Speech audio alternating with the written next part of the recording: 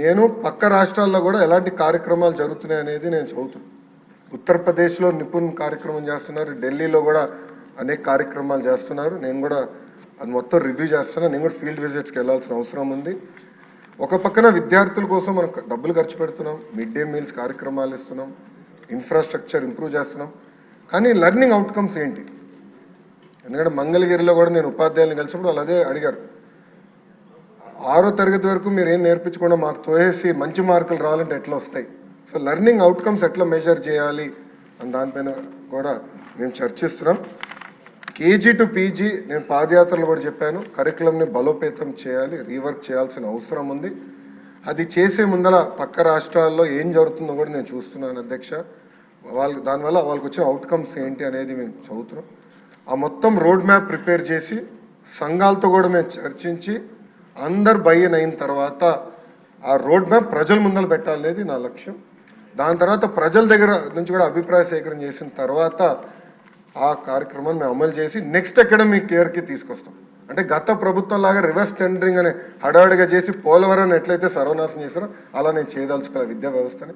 విద్యా వ్యవస్థలో కూడా అనాలోచిత వల్ల చాలా దెబ్బతింది.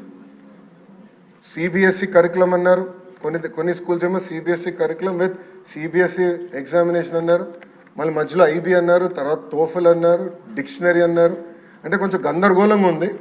ఇది మొత్తం కొంచెం స్ట్రీమ్లైన్ చేయాల్సిన అవసరం ఉంది. ఎందుకంటే మన పిల్లల భవిష్యత్తు దీనిపైన ఆధారపడింది.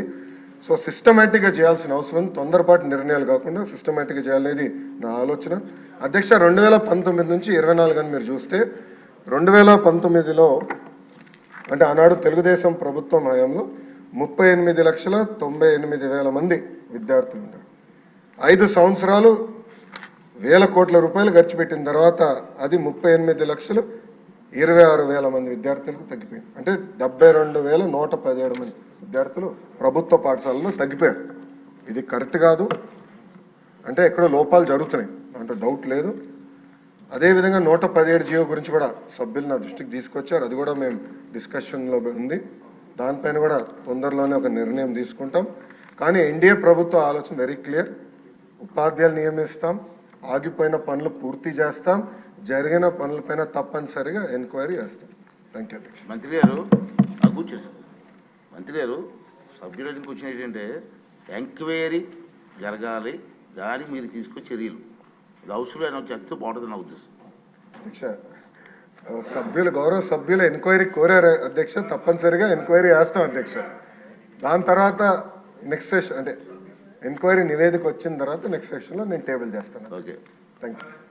లేదు ప్లీజ్ శ్రావణ్ గారు, ఒక్క క్వశ్చన్కి ప్లీజ్ వినండి. ఒక్క క్వశ్చన్కి 37 minutes అయింది అంతే.